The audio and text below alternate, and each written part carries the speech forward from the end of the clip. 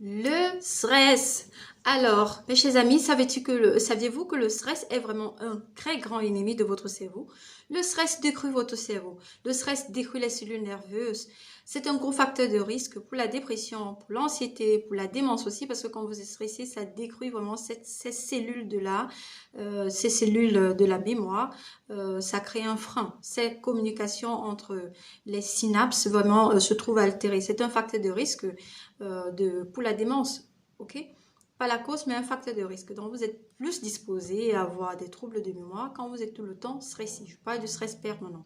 Alors, non seulement le stress est un ennemi, ça détruit vraiment vos cellules nerveuses, vos cellules nerveuses, votre cerveau, mais ça a aussi un effet systémique, c'est-à-dire sur tout votre corps. Alors, le stress peut augmenter votre pression artérielle. C'est un facteur de risque vraiment pour l'hypertension artérielle, pour le diabète.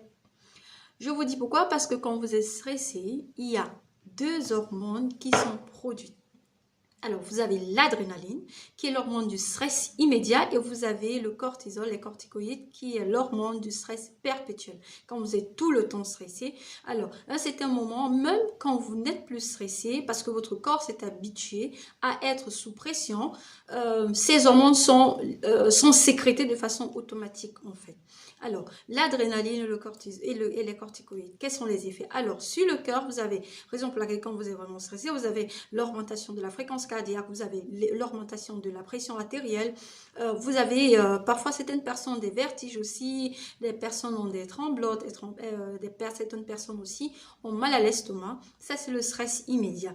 Et les corticoïdes sur le cœur elles ont le même effet.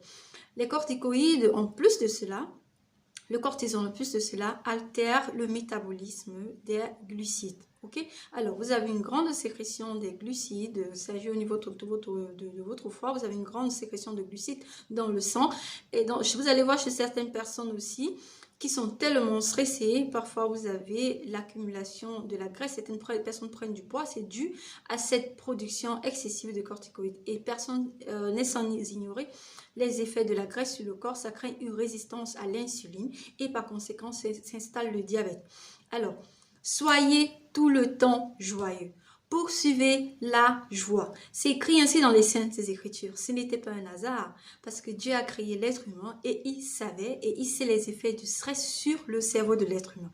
Alors, raison pour laquelle il nous a toujours dit d'être joyeux. Donc, faisons l'effort d'être toujours joyeux indépendamment des circonstances. Prenez soin de vous. La santé, c'est le meilleur cadeau de Dieu.